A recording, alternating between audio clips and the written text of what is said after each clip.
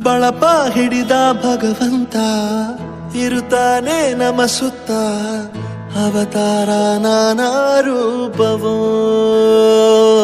ನಮ್ಮೆಲ್ಲ ಹಣೆ ಬರಹ ತಿದ್ದಿ ಬರೆಯಲು ಕತ್ತಲೆಯಿಂದ ಬಂತ ನಮ್ಮ ಕೈಯ ಹಿಡಿಯುತ್ತ, ಕರೆದೊಯ್ದ ಬೆಳಕು ತೋರಲು. ನಯವಾಗಿ ಗದರೋದು ನಮ್ಮ ಬೆಳೆಸಲು.